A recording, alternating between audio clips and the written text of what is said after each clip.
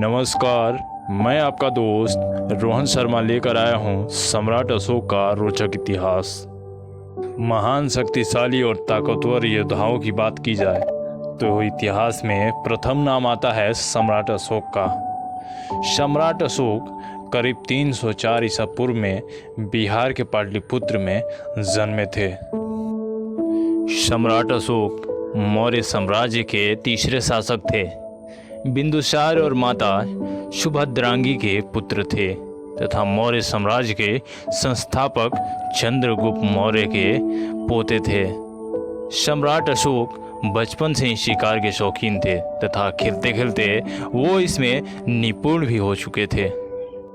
कुछ बड़े होने पर वे अपने माता पिता के साथ साम्राज्य के कार्यों में हाथ बटाने लगे थे और वे जब भी कोई कार्य करते अपनी प्रजा का पूरा ध्यान रखते थे। इसी कारण उनकी प्रजा उन्हें पसंद करने लगी थी। इनके इन्हीं सभी गुणों को देखते हुए उनके पिता बिंदुसार ने उन्हें कम उम्र में ही सम्राट घोषित कर दिया था। सम्राट अशोक को एक सफल और कुशल सम्राट बनाने में आचार्य चाणक्य का बहुत बड़ा योगदान था।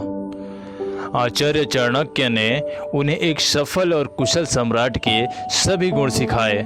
सम्राट अशोक ने सर्वप्रथम उज्जैन का शासन संभाला।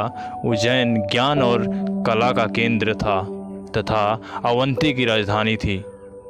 जब उन्होंने अवंती का शासन संभाला तो वे एक कुशल राजनेता के रूप में उभरे। उन्होंने उसी समय विदिशा की राजकुमारी शाक्य कुमारी से विवाह किया। शाक्य कुमारी से विवाह के बाद उनके पुत्र महेंद्र और संघमित्रा का जन्म हुआ। सम्राट अशोक का साम्राज्य पूरे भारत तथा ईरान की सीमा और पश्चिम उत्तर हिंदुकुश तथा लगभग भारत के सभी महाद्वीपों पर शासन था, लेकिन उनका शासन धीरे धीरे और बढ़ता गया। सम्राट अशोक का शासन उत्तर हिंदुकुश की श्रेणियों से लेकर दक्षिण गोदावरी नदी तक, दक्षिण और कर्नाटक, मैसूर तथा पूर्व बंगाल से पश्चिम में अफगानिस्तान तक मौर्य साम्राज्य का विस्तार किया था। उस वक्त का सबसे विशाल और शक्तिशाली साम्राज्य मगध का था, परंतु कलिंग की लड़ाई में भारी नरसंहार को देखते हुए उनका दिल बहुत दुखी हुआ। इसलिए उन्होंने शांति का मार्ग चुना और बौद्ध धर्म को अपना लिया और शांति के मार्ग को अपनाया, मतलब धर्म विजय की नीति को अपनाया। यही वक्त था जब सम्राट एक शासक और संत दोनों के रूप में सामने आए थे। उन्होंने अपने साम्राज्य के सभी लोगों को लोक मंगल के कार्य में शामिल होने की सलाह दी। इसके बाद उनके सारे कार्य लोक हित को लेकर थे। इसके बाद सम्राट अशोक ने अपने धर्म के प्रचार को ही अपना मुख्य उद्देश्य माना।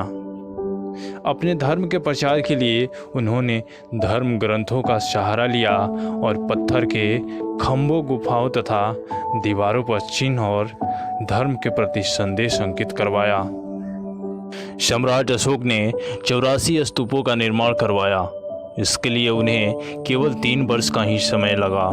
बनारस के निकट सारनाथ स्तूप के अवशेष आज भी देखे जा सकते हैं, जिसमें मध्य प्रदेश का सांची का स्तूप भी बहुत प्रसिद्ध है।